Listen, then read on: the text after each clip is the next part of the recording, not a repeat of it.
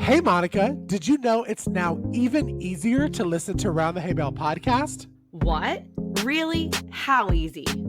That's right.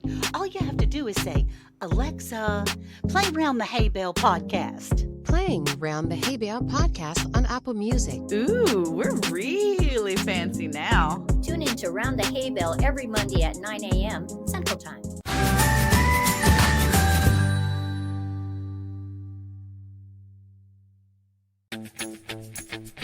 Grab a cup of joe and let's gather round that hay bale.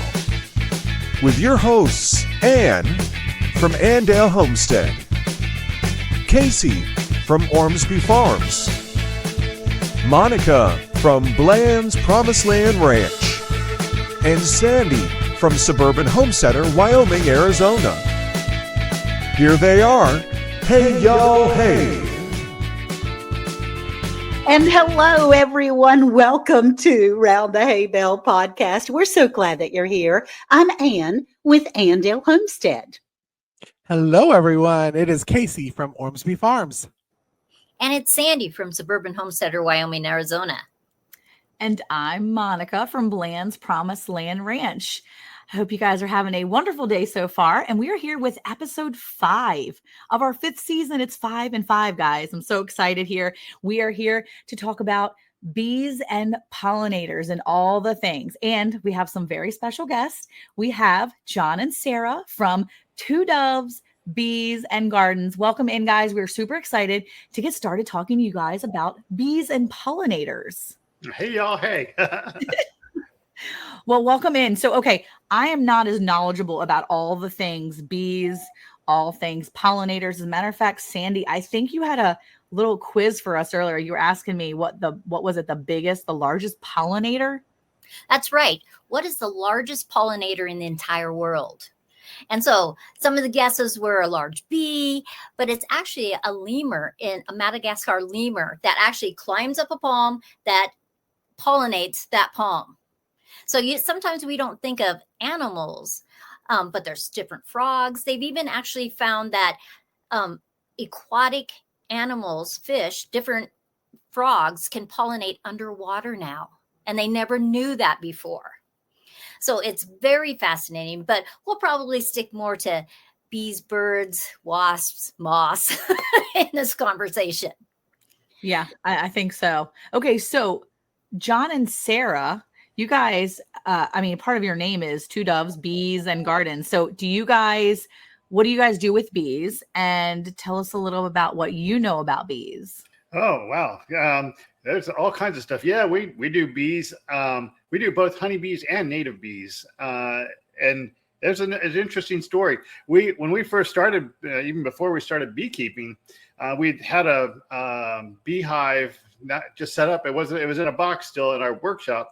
And one day I was out by our chickens and I looked up. I said, I got to do something with these hackberry trees because they were just junk trees. And I looked up and there was an aerial beehive above our chickens that must have been there for some time. There was a comb hanging off of a branch.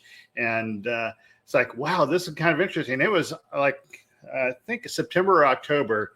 And I said, well, let's set up that beehive and we'll try and get them to come down to the beehive. And I know now that doesn't happen. You have to go get the bees if you want them. But that kind of started us off on our whole journey. And that was probably 6 years ago, 7 years, something like that. That's amazing to me. And so when you found the bees that were hanging over your chicken coop, you weren't afraid. You were just really interested and thought that would be a good thing? Well, it was interesting because they had to have been there for some time. They had fully developed comb. There was probably eight or nine pieces of comb that was, probably eight inches long or something like that. And I figured if they were there that long and I didn't know they were there for that long, they were probably not going to bother us. I've seen Sandi. I've seen you reach up there, climb up. I said it was way high. I said that like 6 times. To go after a hive that had swarmed. What makes them do that, Sandi? Well, sometimes they'll periodically make a new queen. Maybe the queen is getting older or the hive is getting too full. And so they'll make another queen. And you can see they start to swarm out and they start to circle around. And one went into the neighbor's tree and it was probably, I don't know, 15, 20 feet high, but I wanted those bees back. And so I just got a great big long ladder, and you put your bee suit on and you climb up there and you cut the branch and put it into a mesh bag and you bring it back down. And beekeepers will do a lot of crazy things. And so I'm sure that John has done crazy things with it, recapturing bees too. Yeah, no, it's interesting is that I don't climb roofs or trees anymore. I used to when I was a kid, but I have worked with multiple beekeepers, some of my friends who do removals from people's houses when the bees get into places they're not supposed to be. So I've helped them out. There was a school here in Dallas that had a bunch of bees in a big tree, and the tree was dying, so they needed to take that out. So there was 4 or 5 of us, friends beekeepers, that went out there with the tree guys. We cut the tree down, cut it into sections, and we were actually able to pull the bees out of that trunk. And then we actually found the queen, which was amazing.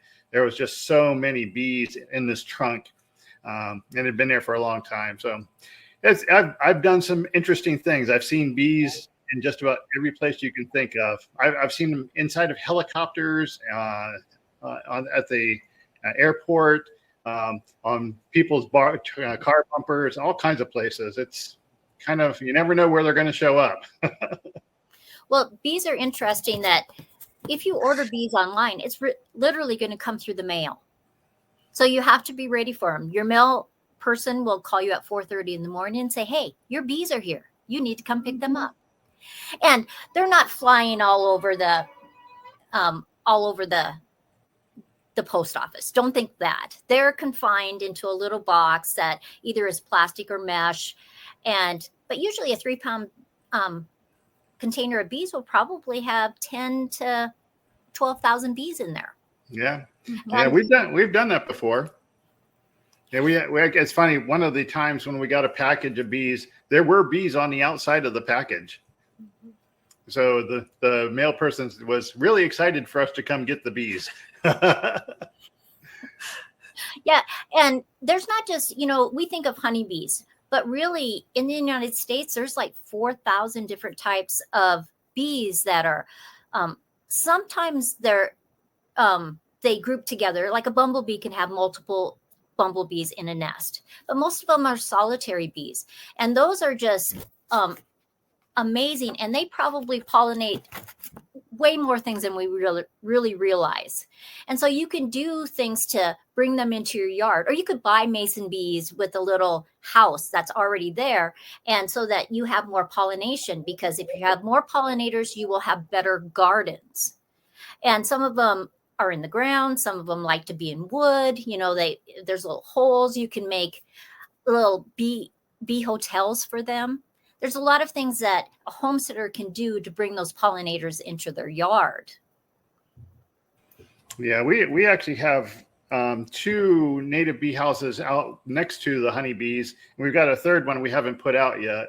But and in fact, the mason bees, the native bees, most native bees won't sting you. They don't give you honey, but they won't sting you. And they are typically about 90% more effective, more efficient at pollinating your garden. Wow. So what kind of bee? Okay, so there's so much information here. I'm literally sitting here eating like popcorn while I'm listening to you guys. I'm snacking in the background here, listening to all this. Okay, so here's me. I'm just going in my garden. I'm a normal person.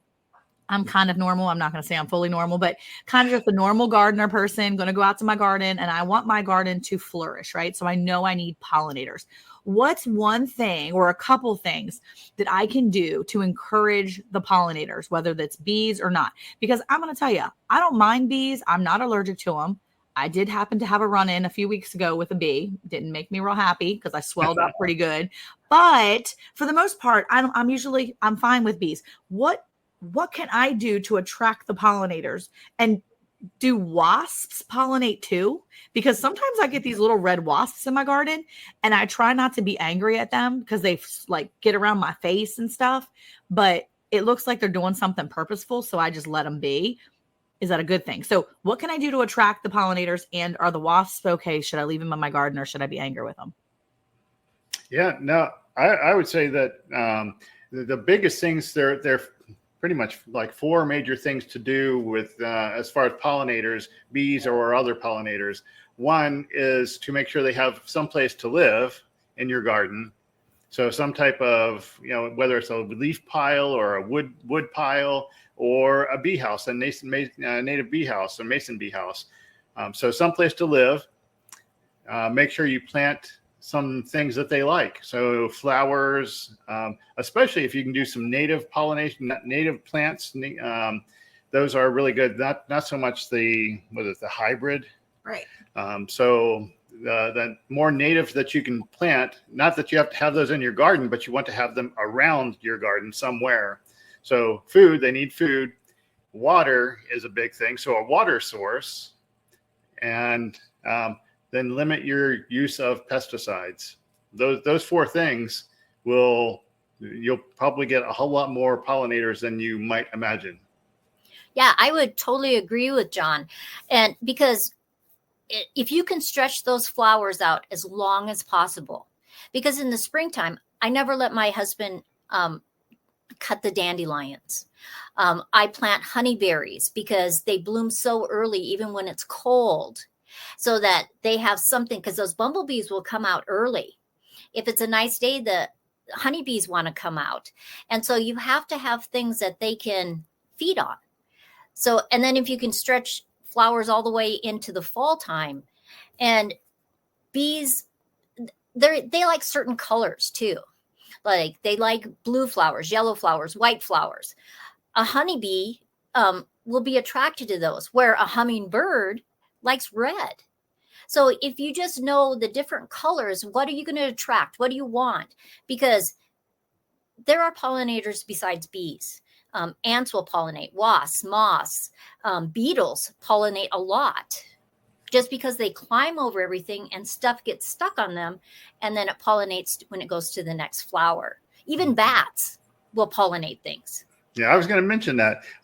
This past summer, we saw bats flying out over the top of the garden, and we were so happy to see them. They still kind of creep me out a little bit, but I like them. And we thought about putting a bat house out there somewhere eventually. So yeah, you got your nighttime pollinators as well.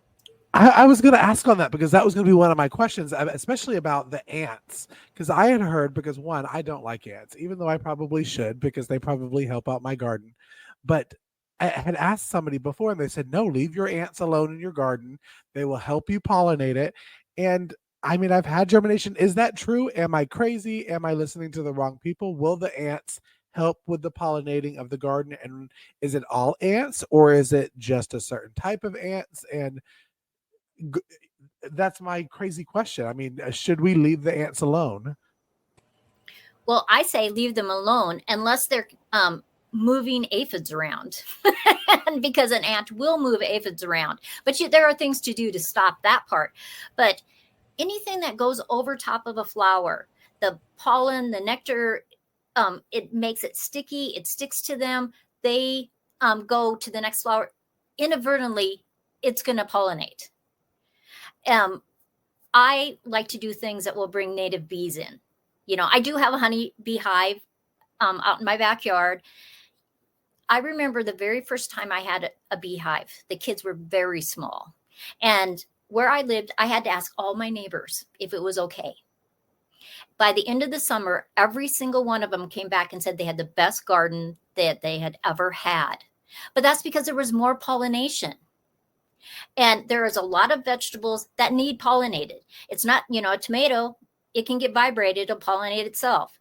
But there's a lot of things that can't. I think there's like close to 100 different crops in the United States that have to have some kind of bee pollination.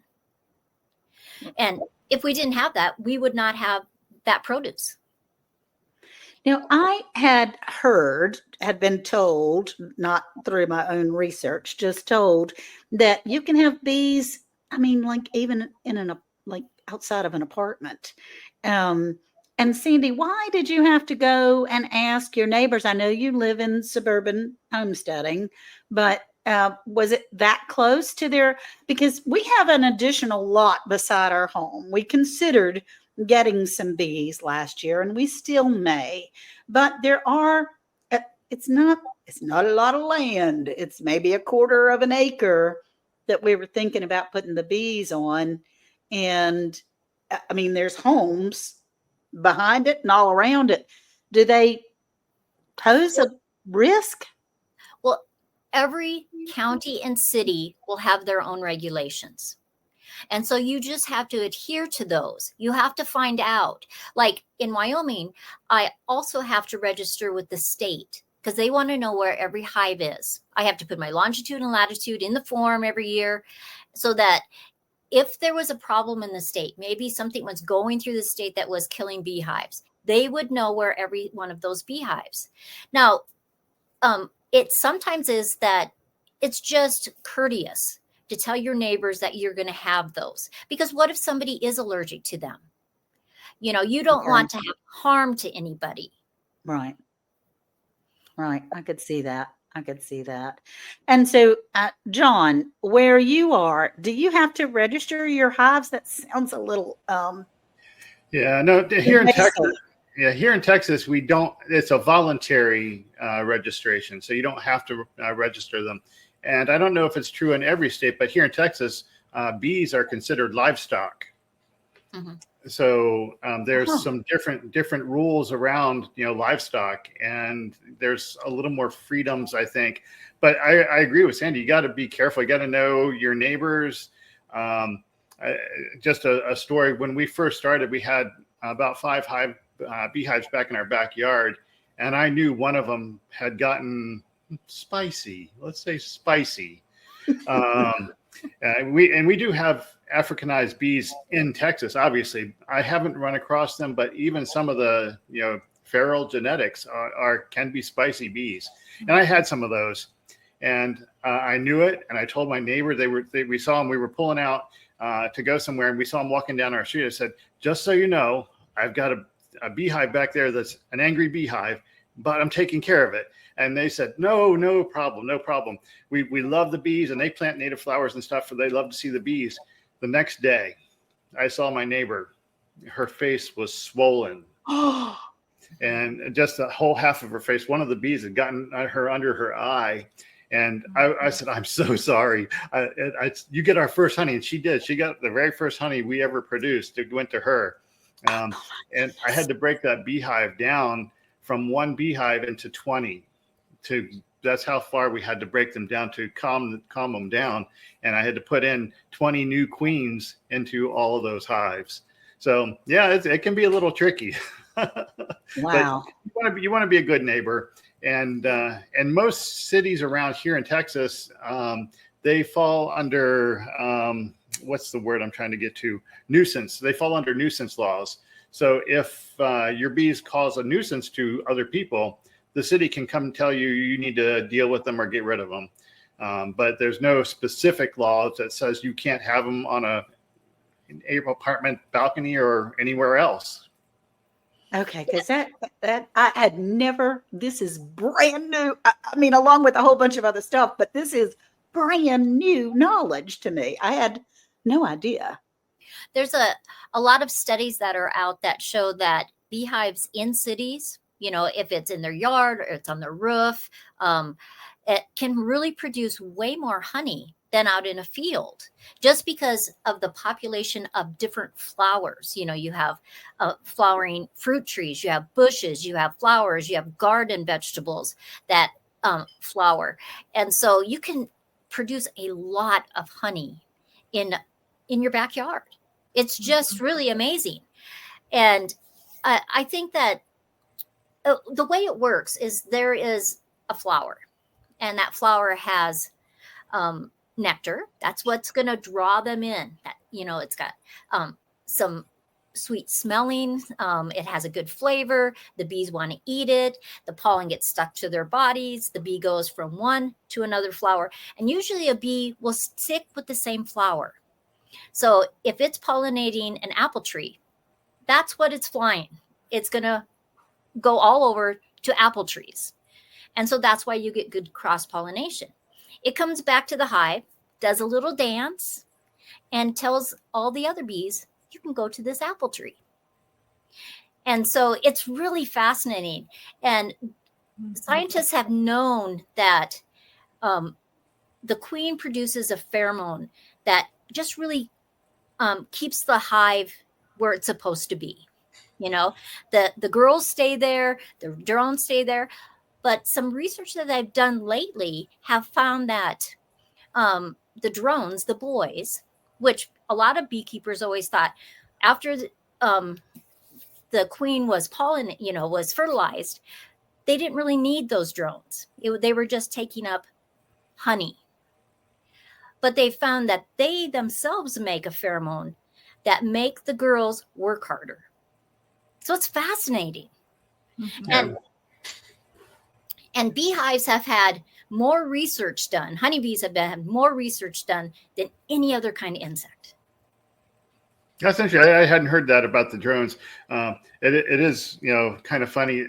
I do know that drones, the male bees, typically can go from one hive to another. They don't necessarily stick with one hive.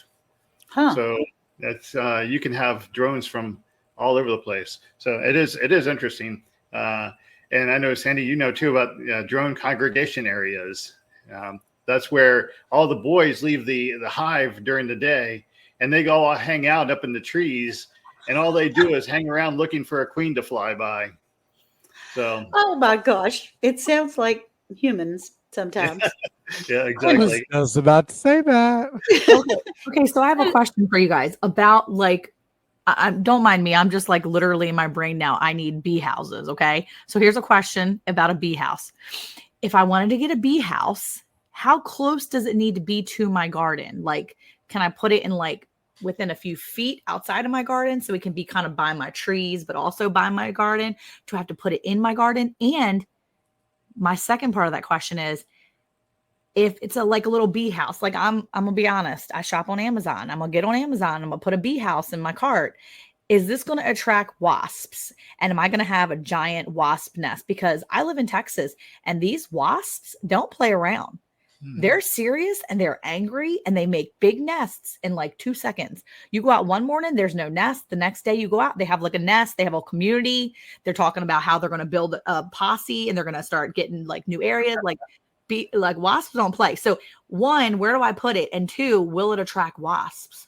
Bad, evil, mean ones? Yeah. Well, what I would suggest, and it's a video idea that I haven't done yet, but basically talking about bees for gardeners. Chop, chop. Let's go. Basically, I always suggest people, gardeners especially, and if they're not really interested in beekeeping, is to put up a native bee house. Because you can walk right by them. They are almost more like flies than bees, and they don't typically bother anybody. You don't bother them. They don't bother you. They just do their thing. So I highly suggest that, and it can be anywhere. It could be, you could have it right on your house, right next to your house, in your garden. You probably want to not have it right out in the direct sun per se, especially here in Texas. It gets way too hot. So someplace that's got a little cover, a little shade, and a little protection from rain, and they'll do great. A native bee house. Mm-hmm. Okay. This is new language to me as well. Didn't know of that. Our native bees that we have in our yard are ground bees, and they are vicious. You walk and step too close to their hole, you better be ready to run. And so, Sandi, what do you have? Native bees? What's the difference?